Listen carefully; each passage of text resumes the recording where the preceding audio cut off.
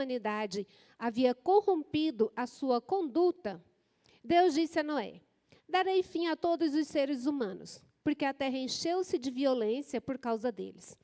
Eu os destruirei com a terra. Você, porém, fará uma arca de madeira de cipreste, divida-a em compartimentos e revista-a de piche por dentro e por fora. Faça-a com 135 metros de comprimento, 22 metros e meio de largura e 13 metros e meio de altura. Faça-lhe um teto com um vão de 45 centímetros entre o teto e o corpo da arca. Coloque uma porta lateral na arca e faça um andar superior, um médio e um inferior. Eis que vou trazer águas sobre a terra, o dilúvio, para destruir debaixo do céu toda criatura que tem fôlego de vida. Tudo o que há na terra perecerá. Mas com você estabelecerei a minha aliança, e você entrará na arca com seus filhos, sua mulher e as mulheres de seus filhos. Faça entrar na arca um casal de cada um dos seres vivos, macho e fêmea, para conservá-los vivos com você. De cada espécie de ave, de cada espécie de animal grande e de cada espécie de animal pequeno que se move rente ao chão, virá um casal a você para que sejam conservados vivos. E armazene todo tipo de alimento, para que você e eles tenham mantimento. Noé fez tudo exatamente como Deus lhe tinha ordenado. O versículo 22 de vocês tem essa mesma tradução? Vamos ler junto, então, 22? 1, 2, 3. Noé.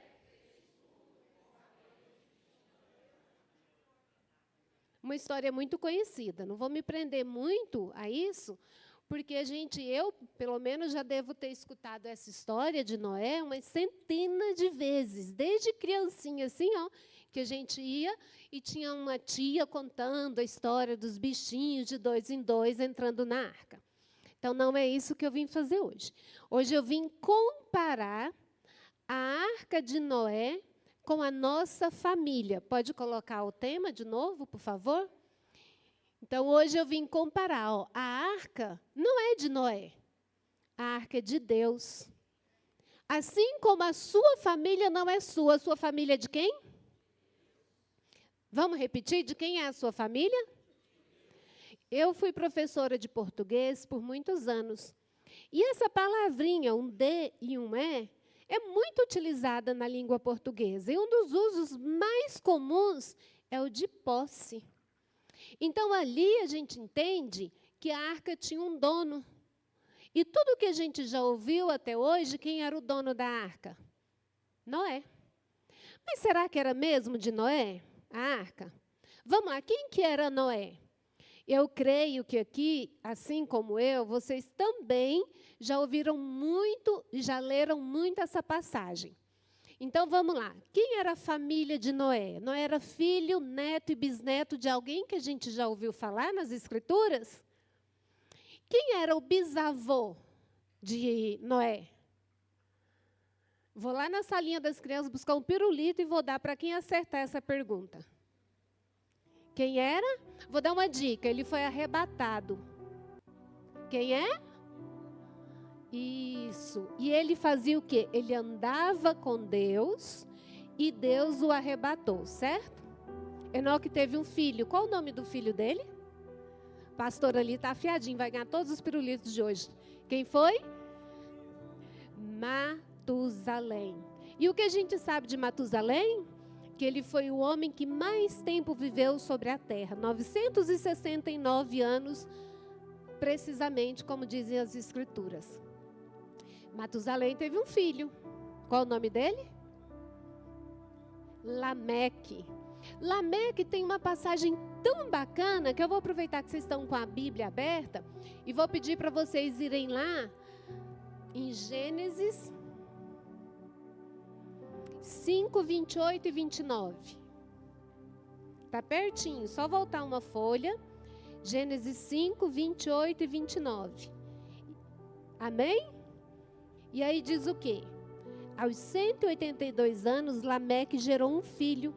Deu-lhe o nome de Noé e disse: Ele nos aliviará do nosso trabalho e do sofrimento de nossas mãos, causados pela terra que o Senhor amaldiçoou. O nome Noé quer dizer isso: descanso, repouso. Deus escolheu alguém que já trazia em si uma bênção dada por seu pai. Deus escolheu alguém que vinha de uma geração, de uma linhagem de homens que andavam com Deus. Mas era fácil andar com Deus naquela época, não era? Como é que estava o mundo naquela época? Era recém-criado. Se a gente voltar, tinha o quê? 5 gerações até chegar em Adão, né? Então o mundo estava novinho em folha. Estava do jeito que Deus criou? Estava não. Estava corrompido.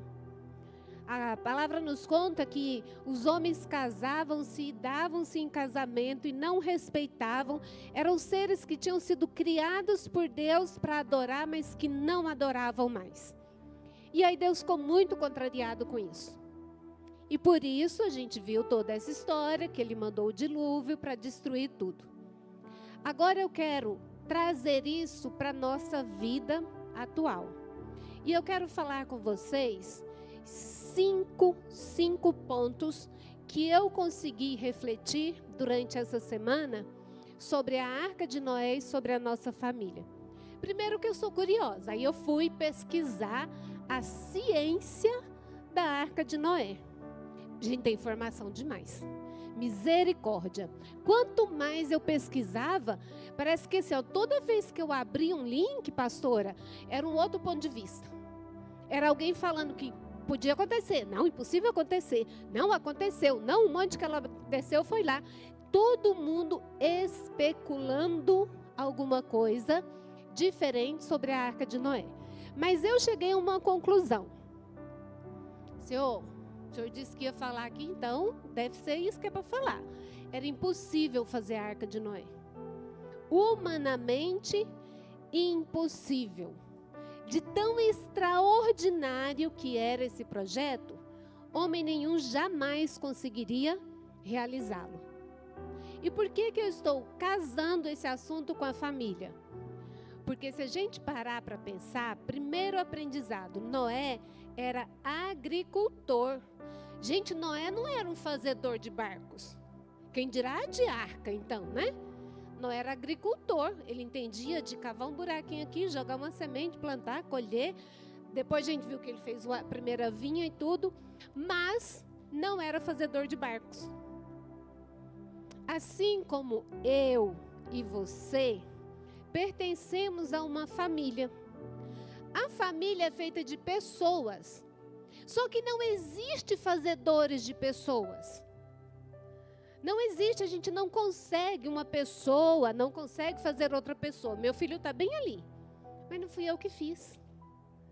Quando ele estava aqui dentro da minha barriga, isso já foi obra de Deus, porque a gente sabe que está assim, de gente, de homens e mulheres que são incapazes de gerar, de criar um filho, de ter um filho dessa forma. Mas quando ele estava aqui, eu não tinha controle algum sobre o que estava acontecendo lá dentro. Pastora Lorena teve bebê um dia desse, Davi, né? Lucas. O senhor olhava para a barriga dela e conseguia. Davi é o segundo, amém? O Lucas, o senhor olhava para a barriga dela e dizia assim: Lucas, ó, bora. Cadê? Hoje é dia de fazer o rim. Você está aí? Seu rim tá bom? Tá ficando certinho? Você sabe que são 2, né, Lucas? Não vai se enrolar aí e nascer só com um rim que você vai me dar trabalho. O senhor conseguia fazer isso? Não. Pastora, a senhora vai ser avó daqui uns dias. A Raquel também? Está gestando. Já escolheu, pastora, se a senhora quer o bebê com o lado esquerdo do cérebro mais desenvolvido para ser um cientista, um nerd? Quer os 2? Pastor, o senhor já escolheu se quer um menino com as pernas boas para ser jogador de futebol? Craque igual o avô, né? Agora, igreja, está no poder deles? Está no poder de quem? Repitam comigo. A minha família é um projeto de Deus. Cada pessoa da minha família é um projeto de Deus. Sabe por que a gente nasceu? Porque Deus assim o quis. Sabe por que a gente é capaz de reproduzir? Porque Deus assim o quer. Quase todo domingo que eu sento bem aqui nesse cantinho, eu fico observando vocês dois. Aquela menininha, como que é o nome dela? Maria Laura. A coisa mais linda do mundo é ver a Maria Laura por aqui, toda desinibida, toda alegrezinha, toda feliz, linda é a Maria Laura. Agora deixa eu contar uma coisa. Se hoje você chegar em casa e tiver comprado que número que a Maria Laura calça? 28. Aí você errou e comprou um 35. Tem como você falar para Maria Laura, bora, cresce esse pé aí logo para usar esse calçado? Não tem. Não tem, sabe por quê? Porque a Maria Laura é filha dela, mas é um projeto de quem? De Deus. Você tem filho? Quem tem filho aqui, levanta a mão. Eu vou contar 1, 2, 3, você vai falar o nome do seu filho e em seguida vai dizer, é um projeto de Deus. Vou começar, 1, 2, 3. Luiz Fernando é um projeto de Deus. Amém? Amém, amém. A minha família, a sua família é um projeto maravilhoso de Deus. Olha só, eu até anotei aqui e vou falar isso. A gente não tem controle nenhum sobre essa maravilha que é o ser humano. Nós, pastoras, mulheres, a gente fica lutando para não ter cabelo branco, né? Não é? Resolve? Não resolve. O neto, cadê o neto? Resolve, temporariamente, mas resolve, né? E se eu quisesse ter muito cabelo branco aos 18 anos, também tinha que ser com o neto. Não é? Gente, deixa eu contar, vou falar baixinho para vocês. A gente não controla nem o nosso intestino. Nem nisso a gente manda. Já pensou? Você tem que, por exemplo, participar de uma corrida, de uma maratona. Aí você fala assim, ó, bora, funciona, porque daqui a pouco eu começo a correr. Eu não posso parar para ir no banheiro, não. Vai resolver? Nada. Essa perfeição toda aqui, prova de que não fomos nós que fizemos. Senão vinha com um monte de defeito, vocês concordam? Ia ser um troca-troca. Outra coisa, Noé, ele fez a arca, para quê? Qual que era o objetivo da arca de Noé? Como que ele ia salvar a família? O que a arca ia fazer? Ia flutuar, ia pairar sobre as águas. Abre a sua Bíblia lá em Gênesis 1. Estou facilitando a vida dos crentes hoje, né? Não sair de Gênesis. Que é para ninguém falar que não está achando. Gênesis capítulo 1, versículo 1 diz assim. No princípio Deus criou os céus e a terra. Versículo 2. Era a terra sem forma e vazia. Trevas cobriam a face do abismo e...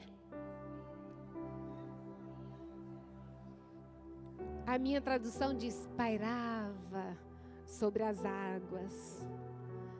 E aí Deus criou o mundo e se arrependeu de tê-lo feito. E logo em seguida ele pediu para Noé executar esse projeto maravilhoso da arca para pairar sobre as águas. Sabe o que tinha nessas águas? Destruição, morte, tristeza.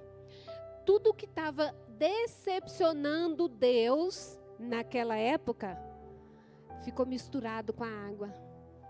Só que quem estava na arca ficou por cima disso.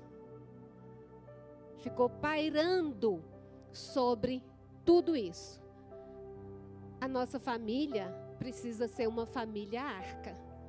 Porque a gente precisa estar no mundo, certo? Só que o mundo hoje está corrompido ao extremo. Só que a gente precisa estar no mundo, pairando sobre o pecado, a ambição, a destruição. Hoje na oração, o pastor Neto leu Gálatas e lá fala direitinho como é que está o mundo, né? o que o maligno tem feito com o nosso mundo.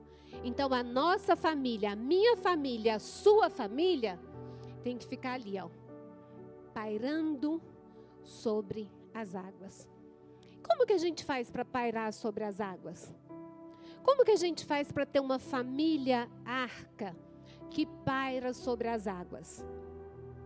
Eu coloquei aqui o seguinte: nós fomos criados para ser imagem e semelhança de Deus, certo? Quando Deus criou o mundo, também está em Gênesis, ele foi criando o céu, separou o céu e a terra, sempre o céu em primeiro lugar.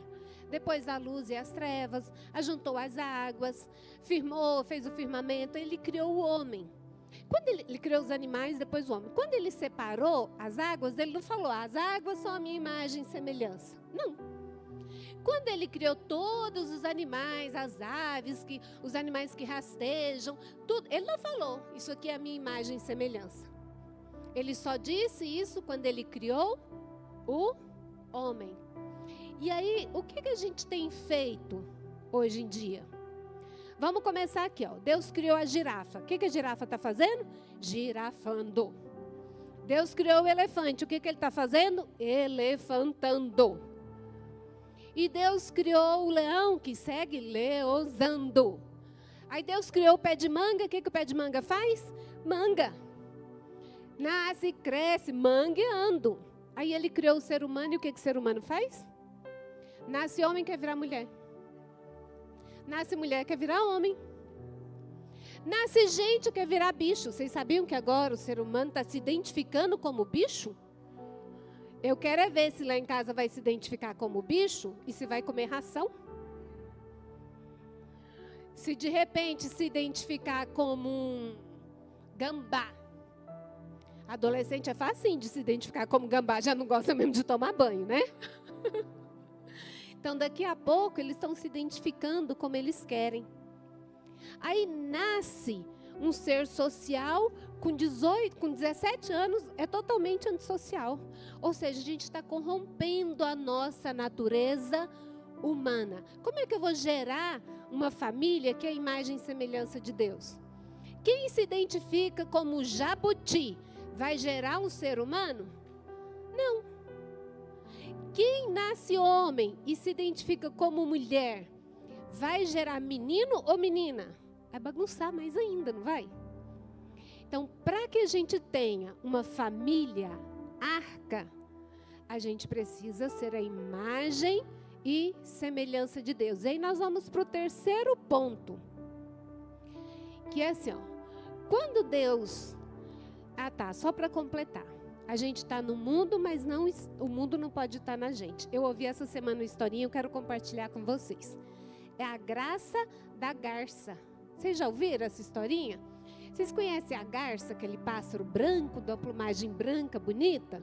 Sabe como que ela anda? Ela anda assim, ó.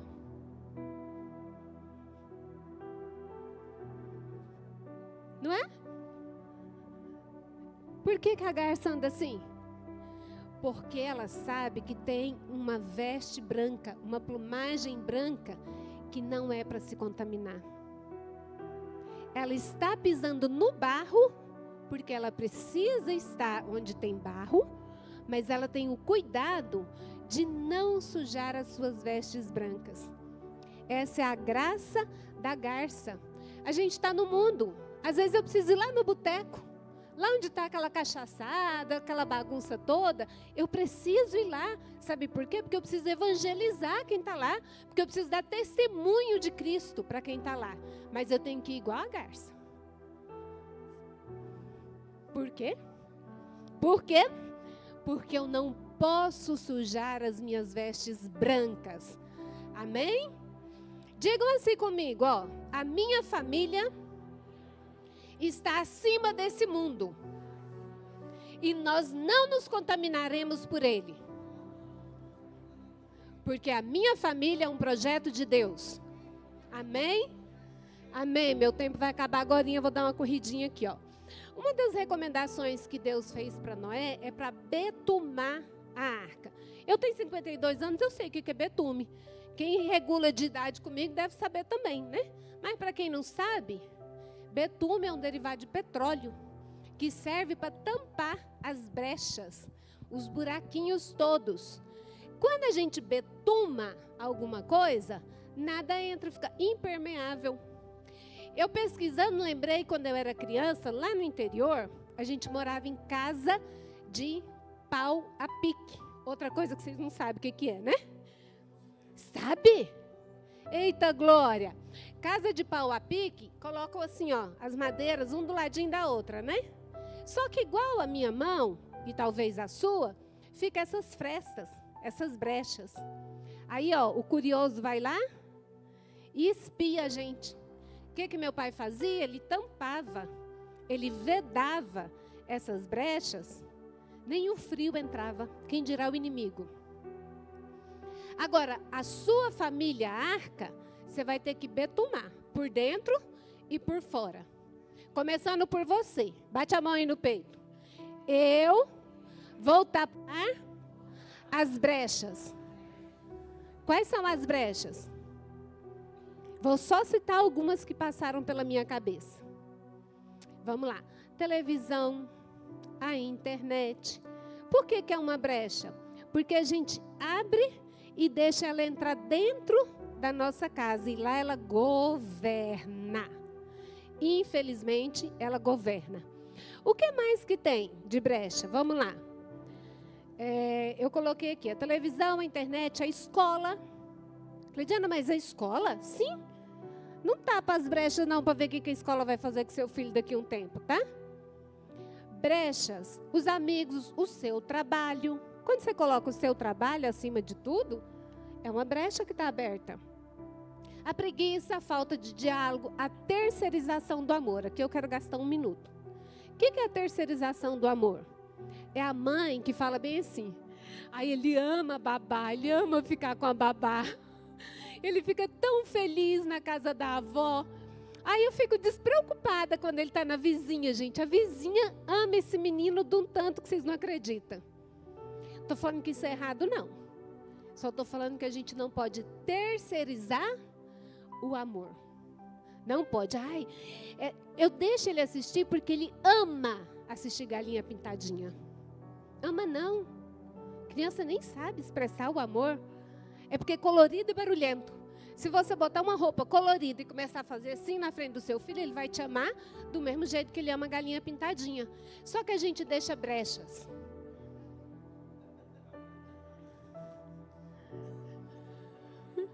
É verdade? Tem que imitar a voz? Os avós têm que fazer isso. Tem alguém ali, ó, o Espírito Santo, vai lá, tá? Tá por sua conta agora. Lembra que lá no comecinho eu falei da descendência, da ancestralidade de Noé? Que o avô dele andava com Deus, o bisavô andava com Deus, o avô dele foi o homem que mais tempo viveu. Aí eu também fui pesquisar. Gente, é porque tem uns autores que dizem assim, é porque a gente só considera 10% da idade do povo daquela época, tá? Não pode contar que ele viveu 969 anos, não. Deixa eu te contar o meu ponto de vista. Quem faz isso, quem quer se engrandecer, somos nós. Deus não tem essa vaidade, não. Aí a gente vai lá e pesca um peixe de 15 centímetros, tira a foto com ele bem pertinho da câmera, assim, do celular, que parecer que ele tem 30. Aumenta, né? Vai lá e faz uma palestra com 50 pessoas, tira uma foto só com aquele grupinho e posta que tinha 500. Isso é vaidade humana. Deus não precisa disso, não. Então, se ele falou que Matusalém viveu 969 anos, sabe o que eu, Cleidiana, acredito? Eu fiz uma conta bem aqui, ó, só para vocês entenderem. Matusalém, ele viu nascer e o pôr do sol 353.685 vezes. Eu até hoje só vi 19.000 vezes. Daí vocês conseguem descobrir a minha idade. Mas se ele disse que viveu, viveu. E se ele disse que foi assim, foi assim. Então deixa eu te contar minha última observação. Obediência a Deus. Obediência a Deus é o que vai fazer com que a sua família arca não tenha brechas, que vai fazer com que a sua família arca paire sobre o mundo. E obedecer a Deus é difícil?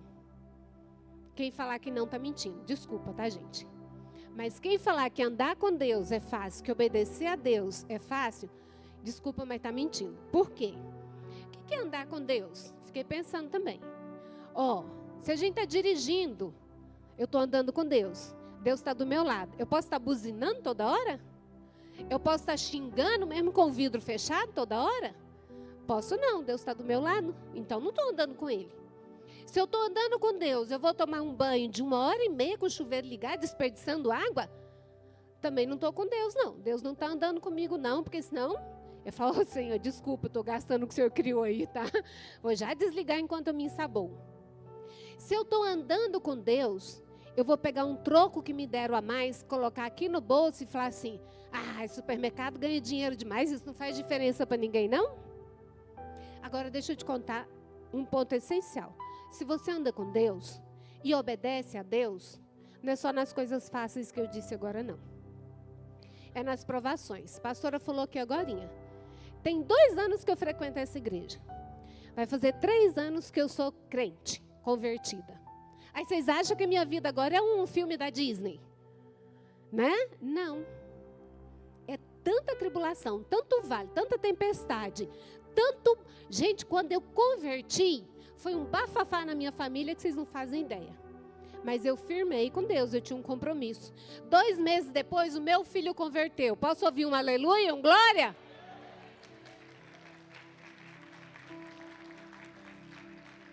Aí depois a minha sobrinha lá de Senador Canedo me mandou mensagem, tia, eu quero virar crente com essas palavras. Mas a minha mãe não vai deixar. Falei, pode virar que eu aguento. Pode virar que eu seguro. Minha sobrinha converteu. Recentemente, o meu irmão, a mulher dele e os 2 filhos aceitaram Jesus para a honra e glória do Senhor. Sabe por quê?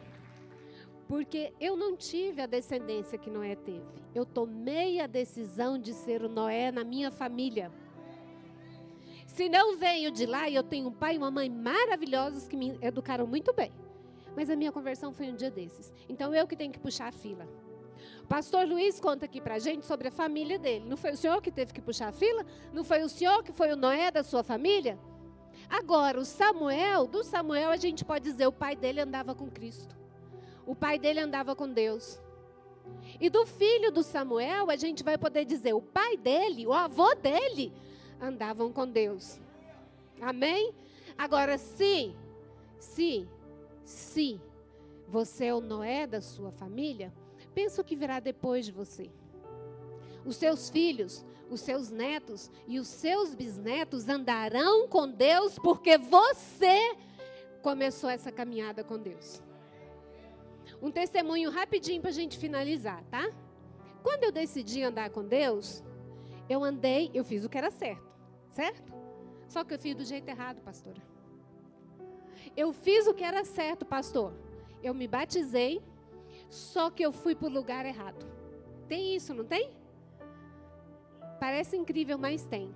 E aí, eu levei o tombo mais fenomenal da minha vida. Depois eu vim aqui para a igreja. Na primeira pregação, eu ouvi o pastor Luiz falando sobre fazer propósito com Deus. E eu fiz um propósito com Deus. Eu fiz no lugar que mais dói. O coração? Não. A cabeça? Não. O bolso. E eu fiz um propósito com Deus de ser uma dizimista fiel a Deus. Eu já ia falar, ninguém joga uma cadeira para cima. Né? Ainda bem que o pastor Deva jogou. Aí, rapidinho, já acabou meu tempo. Me dá só mais 1 minuto. Eu fui para casa, abri a Bíblia, porque na época era assim que eu fazia, tá? Não tinha aprendizado ainda. Cheguei em casa e fiz assim, ó. Vou ver o que é que Deus me fala do dízimo.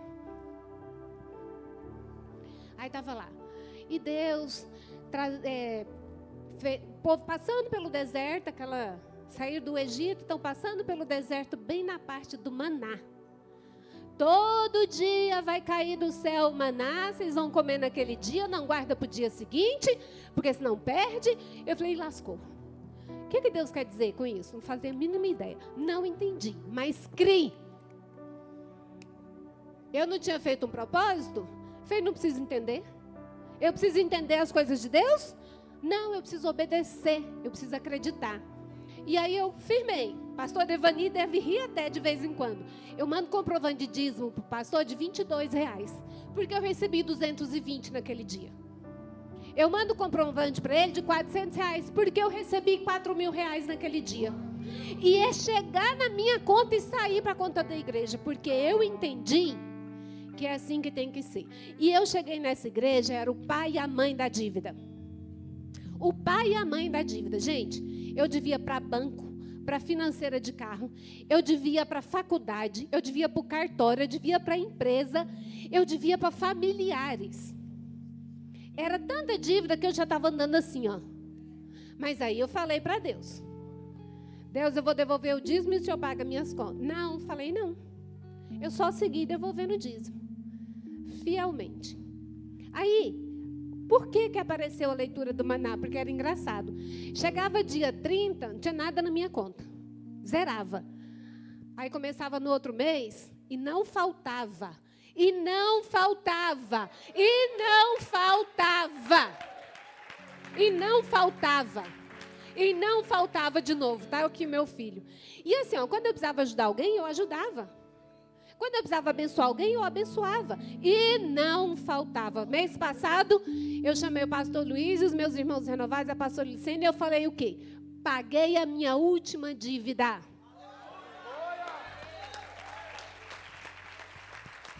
Para a honra e glória, paguei. Meu nome está limpo. Está tão limpo. Está tão limpo. Que eu comprei um carro. Mas eu não pedi. Eu quis postar a foto, não, pastor. Eu falei, meu Deus. Eu não pedia para Deus pagar minhas contas. Eu só dizia para ele assim, Deus, eu estou aflito e o Senhor conhece meu coração. O Senhor sabe o que está pesando aqui dentro. Ele sabia que eu não queria ser devedora. Ele sabia que eu queria ter para emprestar e não para pedir emprestado. Ele sabia que eu era Noé da minha família e que eu precisava andar e testemunhar o meu andar, o meu caminhar. Se eu achei graça para vocês, eu queria aquele trechinho de a minha família, que vocês cantaram no domingo, que eu estava aqui, que a bênção se derrame, pode ser? E eu quero só finalizar dizendo para o meu filho o seguinte: eu disse que eu te amo e eu te amo profundamente, mas eu quero te pedir perdão por todas as vezes, meu filho, em que o meu testemunho de vida no passado te levou a entender que o errado poderia ser feito sem consequência. A entender que a gente podia viver daquele jeito, que estava tudo certo. Não estava. Quando a mamãe fazia coisas erradas, era errado. E eu estava te ensinando o errado. Então eu peço em nome de Jesus que você me perdoe e que a partir de então você olhe para a mamãe e veja em mim alguém que aprendeu a viver com Deus. E que você deseje isso para a sua vida também. Amém? Glória a Deus. Você pode aplaudir ao Senhor? Fique de pé. Aplaude ao Senhor pela vida da Cleidiana. Aplauda ao Senhor, porque grandes coisas tem feito o Senhor em nosso meio. Grandes coisas tem feito o Senhor. Cleidiane, muito obrigado. Que Deus te abençoe. Que Deus continue te usando. Você continue sendo um testemunho vivo de Cristo.